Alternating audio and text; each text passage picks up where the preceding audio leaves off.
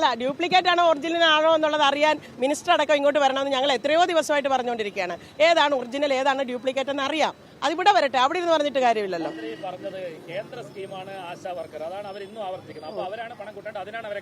അല്ല, കേന്ദ്ര സ്കീമാണ് എങ്കിൽ പോലും ആരോഗ്യ മേഖല എന്ന് പറയുന്ന ആരോഗ്യ വകുപ്പ് എന്ന് പറയുന്ന സ്റ്റേറ്റിന്റെ ഉത്തരവാദിത്തത്തിലുള്ള സാധനമാണ്, ഈ സംവിധാനമാണ്. ഇവിടെ ആശാവർക്കർമാർ പണിയെടുക്കുന്നത് സംസ്ഥാനത്തിന് വേണ്ടിയിട്ടാണ്. ഇന്ത്യയിലെ എല്ലാ സംസ്ഥാനങ്ങളിലും ആശാവർക്കർമാർക്ക് ഓണറേറി, അത് ചെറുതാണെങ്കിലും വലുതാണെങ്കിലും കൊടുത്തുകൊണ്ടിരിക്കുന്ന സ്റ്റേറ്റ് ഗവൺമെന്റുകളാണ്. അത് ആവർത്തിച്ച് പറഞ്ഞുകൊണ്ടിരിക്കുന്ന മിനിസ്റ്റർ അല്ലേ, ആവർത്തിച്ച് പറഞ്ഞുകൊണ്ടിരിക്കുന്നത് ഇവിടുത്തെ ഇടതുപക്ഷ നേതാക്കന്മാരല്ലേ, ഇവിടുത്തെ മുഖ്യമന്ത്രി അടക്കമുള്ള ആളുകളല്ലേ പറഞ്ഞുകൊണ്ടിരിക്കുന്നത്. അപ്പോൾ പിന്നെ അതിനകത്ത് ഇത്ര കൺഫ്യൂഷൻ വരേണ്ടുന്ന കാര്യം എന്താണ്? ഞങ്ങൾക്കൊരു കൺഫ്യൂഷനും ഇല്ല. കൺഫ്യൂഷൻ ഉണ്ടാക്കാൻ ഇവർ വളരെ ബോധപൂർവ്വം ശ്രമിച്ചുകൊണ്ടിരിക്കുകയാണ്. പക്ഷേ അതുകൊണ്ടൊന്നും ഈ ഡിമാൻഡ് സെറ്റിൽ നിന്നും വിട്ടിട്ട് നമ്മൾ പോകത്തില്ല. നമ്മൾ ഉയർത്തിയ ഡിമാൻഡുകൾ നേടിയെടുക്കുക തന്നെ ചെയ്തിട്ടേ ഞങ്ങൾ ഇവിടുന്ന് പോകത്തുള്ളൂ. സംസ്ഥാന സർക്കാർ മനഃപൂർവ്വം ഓണറേറിയം വർദ്ധിപ്പിക്കുന്നില്ല എന്ന് തോന്നുന്നുണ്ടോ?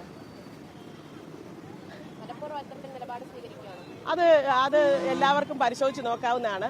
കാരണം മുഖ്യമന്ത്രി അടക്കം ഇടതുപക്ഷത്തിന്റെ നേതാക്കൾ, പ്രത്യേകിച്ച് CITUവിന്റെ CPMന്റെ നേതാക്കന്മാരടക്കം എല്ലാവരും പറയുന്നത് ഉയർത്തുന്ന ഡിമാൻഡ് ന്യായമാണ്, അത് അംഗീകരിച്ചു കൊടുക്കേണ്ടതാണ്. ഇന്നലെ മിനിസ്റ്റർ അങ്ങനെ തന്നെയാണല്ലോ പറഞ്ഞത്. പിന്നെന്താണ് അംഗീകരിച്ചു കൊടുക്കാൻ ഇത്ര ബുദ്ധിമുട്ട് എന്ന് വെച്ചാൽ അതിനകത്ത് ഇച്ചിരി കടുംപിടുത്തവും പിടിവാശിയും ഉണ്ടെന്നുള്ളതാണല്ലോ തെളിയുന്നത്. മനഃപൂർവ്വമാണെന്ന് നമുക്ക് പറയേണ്ടി വരും.